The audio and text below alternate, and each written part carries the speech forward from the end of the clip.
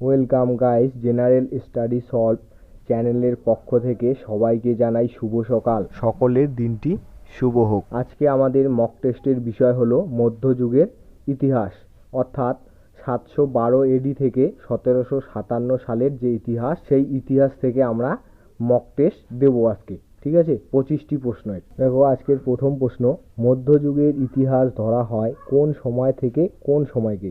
2500 BC থেকে 712 এডি, 712 এডি থেকে 1757 এডি, 1000 এডি থেকে 1707 এডি।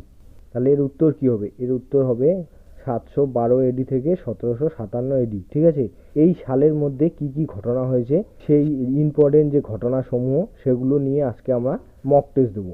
ঠিক আছে, দেখো এর পরের প্রশ্ন, বঙ্গ নামের প্রথম উল্লেখ পাওয়া যায় ঐতিরেয় আরণ্যকে, আইনি আকবরী গ্রন্থে, অর্থশাস্ত্রে।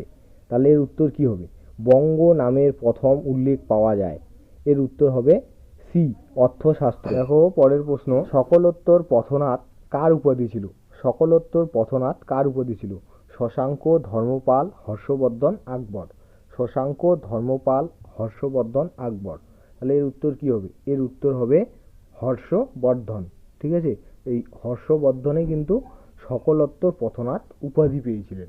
দেখো পরের প্রশ্ন, ভারতবর্ষের বুকে মাৎসন্যায় দেখা দিয়েছিল। ভারতবর্ষের বুকে মাৎসন্যায় দেখা দিয়েছিল শশাঙ্কের মৃত্যুর পর, হর্ষবর্ধনের আমলে, শশাঙ্কের রাজত্বকালে, ঔরঙ্গজেবের মৃত্যুর পর। তাহলে এর উত্তর কি হবে? দেখো এখানে এর উত্তর হবে শশাঙ্কের মৃত্যুর পর। ঠিক আছে, শশাঙ্কের মৃত্যুর পর বাংলায় কিন্তু একটা অরাজকতার সৃষ্টি হয়েছে। ঠিক আছে, যাকে আমরা মাৎসন্যায় বলি। তাহলে সেই মাৎসন্যায় কখন শুরু হয়েছে? শশাঙ্কের মৃত্যুর পর।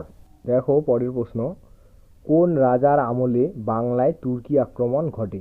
কোন রাজার আমলে বাংলায় তুর্কি আক্রমণ ঘটে? বিজয় সেন, লক্ষণ সেন, বল্লাল সেন, ধর্মপাল। বিজয় সেন, লক্ষণ সেন, বল্লাল সেন, ধর্মপাল। তাহলে এর উত্তর কি হবে?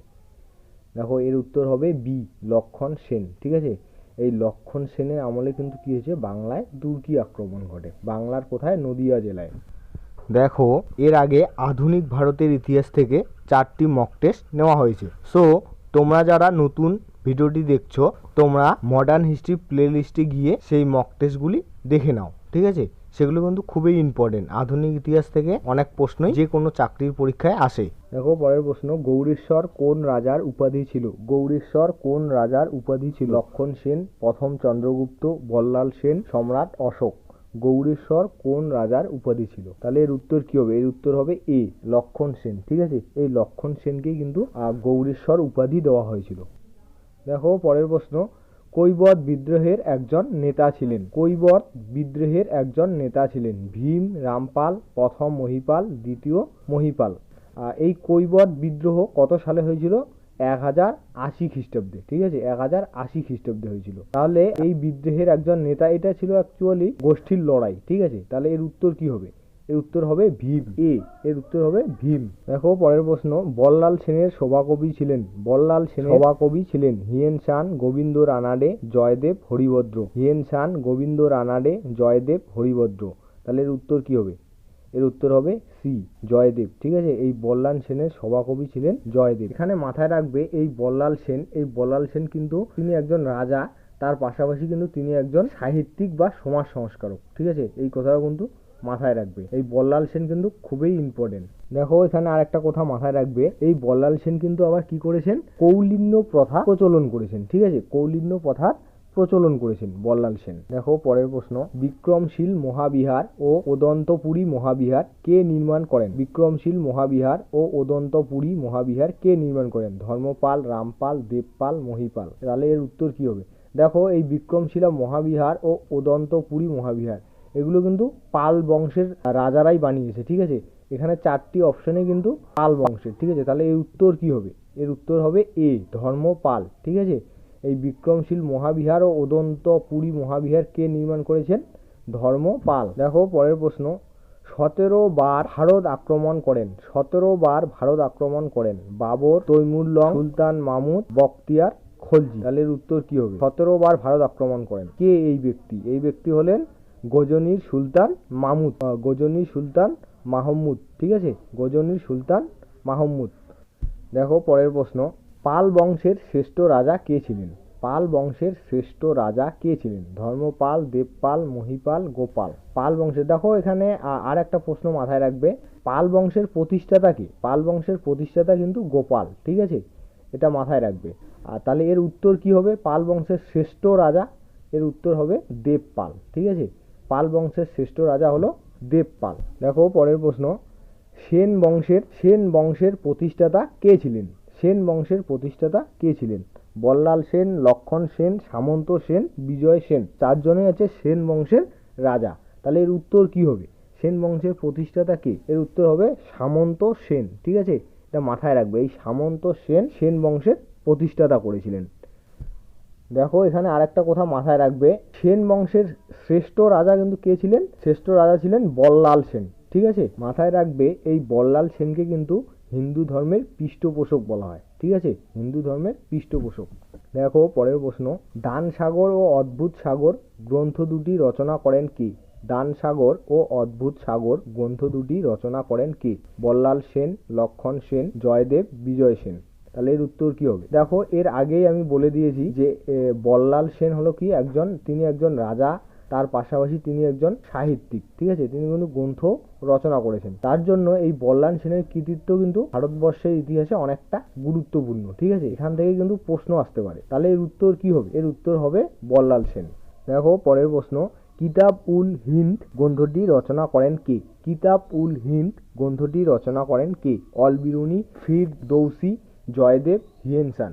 All Biruni, Firdausi, Jaydev, Hiuen Tsang. তাহলে এর উত্তর কি হবে? এর উত্তর হবে অল বিরুনি, ঠিক আছে। দেখো পরের প্রশ্ন, 1205 খ্রিস্টাব্দে তুর্কি সাম্রাজ্যের প্রতিষ্ঠাতা ছিলেন? 1205 খ্রিস্টাব্দে তুর্কি সাম্রাজ্যের প্রতিষ্ঠাতা ছিলেন ইখতিয়ার উদ্দিন, মোহাম্মদ বখতিয়ার খলজি, গিয়াস উদ্দিন বলবান, কুতুবউদ্দিন আইবক। তাহলে এর উত্তর কি হবে? এর উত্তর হবে এ, ইখতিয়ার উদ্দিন মোহাম্মদ বখতিয়ার খলজি, ঠিক আছে, তিনি হচ্ছেন তুর্কি সাম্রাজ্যের প্রতিষ্ঠাতা। দেখো পরের প্রশ্ন, ভেরি ইম্পর্টেন্ট প্রশ্ন, গ্রাম পরিষদ ব্যবস্থা চালু করা হয়? গ্রাম পরিষদ ব্যবস্থা চালু করা হয় গুপ্ত বংশ, পাল বংশ, সেন বংশ, না চোল সাম্রাজ্যের রাজারা? ঠিক আছে, এই যে গ্রাম পরিষদ এই ব্যবস্থাটা চালু করেছেন কোন বংশের রাজারা? গুপ্ত বংশের, পাল বংশের, সেন বংশের, না চোল সাম্রাজ্যের? খ্রিস্টপূর্ব এটা হচ্ছে 250 খ্রিস্টপূর্ব, ঠিক আছে সময়টা। তাহলে এর উত্তর কি হবে? এর উত্তর হবে ডি, ঠিক আছে, চোল সাম্রাজ্যের রাজারা গ্রাম পরিষদ ব্যবস্থা চালু করেন। দেখো পরের প্রশ্ন, কোন দেশের যাযাবরদের বলা হয় বেদুইন? কোন দেশের যাযাবরদের বলা হয় বেদুইন? আরব দেশের, বঙ্গপ্রদেশের, চীন প্রদেশের, না আন্টার্কটিকায় যে সমস্ত লোক বসবাস করে তাদেরকে? তাহলে এর উত্তর কি হবে? এর উত্তর হবে আরব দেশে, ঠিক আছে, আরব দেশের যে যাযাবর জাতিগুলো আছে সেগুলোকে কি বলা হয়? বেদুইন বলা হয়। দেখো পরের প্রশ্ন, খরাজ, খামস, জিজিয়া ও জাকাত কর প্রচলন করেন? এখানে 4টি করের নাম দেওয়া আছে, ঠিক আছে, এই 4টি কিন্তু কর, খরাজ, খামস, জিজিয়া ও জাকাত, ঠিক আছে, হয়তো তোমরা নাম শুনেছো জিজিয়া ও জাকাত। তাহলে এর উত্তর কি হবে? ফিরোজ শাহ তুগলক, আলাউদ্দিন খলজি, ইব্রাহিম লোদি, ইলতুৎমিশ। তাহলে এর উত্তর কি হবে? এর উত্তর হবে ফিরোজ শাহ তুগলক, ঠিক আছে। দেখো পরের প্রশ্ন, বাজার দর নিয়ন্ত্রণ ব্যবস্থা চালু করেন কি? বাজার দর নিয়ন্ত্রণ ব্যবস্থা চালু করেন কি? ফিরোজ শাহ তুগলক, আলাউদ্দিন খলজি, সুলতান রাজিয়া, আকবর। এই বাজার দর নিয়ন্ত্রণ বলতে সেই রাজার আমলে যে সমস্ত বাজার ছিল সেখানকার যে জিনিসপত্র দ্রব্য সেগুলোর কেমন দাম হবে সেটার জন্য কিন্তু লোক নিয়োগ করা হতো, ঠিক আছে, বাজার দর নিয়ন্ত্রণের জন্য লোক নিয়োগ করা হতো। তাহলে এইটা যে প্রচলন করলো, ব্যবস্থাটা চালু করলো, কে করলো? এর উত্তর হবে কি? এর উত্তর হবে আলাউদ্দিন খলজি, ঠিক আছে। দেখো পরের প্রশ্ন, শাহানা ই মান্ডি ও দেওয়ান ই রিয়াসত চালু করেন কে? শাহানা ই মান্ডি ও দেওয়ান ই রিয়াসত চালু করেন কে? আলাউদ্দিন খলজি, বাবর, গিয়াসউদ্দিন বলবান, কুতুবউদ্দিন আইবক। তাহলে এর উত্তর কি হবে? এর উত্তর হবে আলাউদ্দিন খলজি, ঠিক আছে। এই আলাউদ্দিন খলজি কিন্তু মোস্ট ইম্পর্টেন্ট, ঠিক আছে, আলাউদ্দিন খলজি থেকে একটা প্রশ্ন আসতে পারে, ভালো করে দেখে নেবে। দেখো এর পরের প্রশ্ন, দেখো এখানে একসাথে 4টি প্রশ্ন দেওয়া আছে, ঠিক আছে, দেখে নাও ভালো করে। দেখো পানিপথের প্রথম যুদ্ধ কত সালে হয়েছিল? 1526 খ্রিস্টাব্দে, ঠিক আছে। কার সাথে হয়েছিল? ইব্রাহিম লোদির সাথে বাবরের। ঠিক আছে, দেখো এখানে পানিপথের যুদ্ধ মোস্ট ইম্পর্টেন্ট, কারণ এই পানিপথের যুদ্ধের পরে কিন্তু ভারতবর্ষে মোগল সাম্রাজ্য প্রতিষ্ঠিত হয়। ঠিক আছে, ভারতবর্ষে মোগল সাম্রাজ্য প্রতিষ্ঠিত হয়। দেখো এর পরেরটা, দেখো খানোয়ার যুদ্ধ বা খানুয়ার যুদ্ধ কত সালে হয়েছিল? 1527 খ্রিস্টাব্দে। মেওয়ারের রানা সংঘ। ঠিক আছে, মেওয়ারের রানা সংঘ মানে তারা এখন কয়টা রাজপুত একসাথে মিলে কি হয়েছে? রানা সংঘ। ঠিক আছে, তাহলে এই রানা সংঘের সাথে কার হয়েছিল? বাবরের। ঠিক আছে, এরপরে দেখো ঘরঘরার যুদ্ধ। ঘরঘরার যুদ্ধ কত সালে হয়েছে? 1529 খ্রিস্টাব্দে। কার সাথে? কার? বাবরের সাথে আফগানদের। ঠিক আছে, এরপরে দেখো বিলগ্রামের যুদ্ধ। বিলগ্রামের যুদ্ধ হয়েছিল 1540 খ্রিস্টাব্দে। ঠিক আছে, এই বিলগ্রামের যুদ্ধ হয়েছে বাবরের সাথে। দেখো এরপরে ভেরি ভেরি ইম্পর্টেন্ট প্রশ্ন, সুলহ ই কুল নীতি কে প্রচলন করেন? অর্থাৎ সুল ই কুল নীতি কে প্রচলন করেন? আকবর, জাহিরউদ্দিন, মোহাম্মদ বাবর। ঠিক আছে, এখানে বাবরের ফুল নামটা দেখে নাও, জাহিরউদ্দিন মোহাম্মদ বাবর। আলাউদ্দিন খলজি, ঔরঙ্গজেব। তাহলে এর উত্তর কি হবে? সুল ই কুল নীতি কে প্রচলন করেন?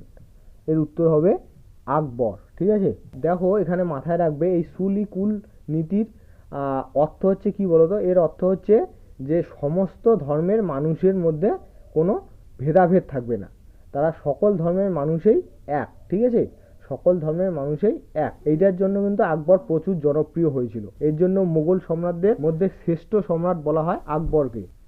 দেখো পরের প্রশ্ন, তৈমুর লং উত্তর ভারত আক্রমণ করেন কত সালে? তৈমুর লং উত্তর ভারত আক্রমণ করেন কত সালে?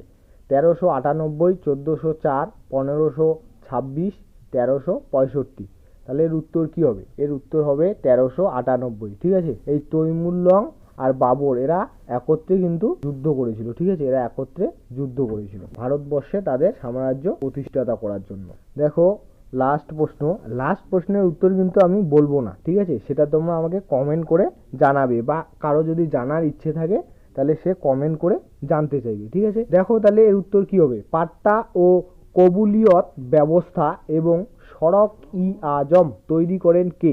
পাট্টা ও কবুলিয়ত ব্যবস্থা এবং সড়ক ই আজম তৈরি করেন কে? এই তিনটা জিনিসই কিন্তু তৈরি করেছেন একজন রাজাই। ঠিক আছে, একজন সুলতান রাজা বা একজন সম্রাটই। তাহলে এর উত্তর কি হবে? এর উত্তর হবে বাবর, হুমায়ুন, আকবর না শেরশাহ। তাহলে এর উত্তর তোমরা আমাকে কমেন্ট করে জানাবে। সো গাইস, ভিডিওটি যদি ভালো লেগে থাকে তাহলে অবশ্যই বন্ধুদের শেয়ার করবে, লাইক করবে এবং চ্যানেলটির সাথে জুড়ে থাকার জন্য অবশ্যই চ্যানেলটি সাবস্ক্রাইব করবে পরবর্তী আপডেটগুলো পাওয়ার জন্য। ঠিক আছে, আর একটা কথা এখানে মাথায় রাখবে, এর পরবর্তী ক্লাস আমাদের এই মধ্য ইতিহাস থেকেই হবে। তো তোমরা রেডি থেকো।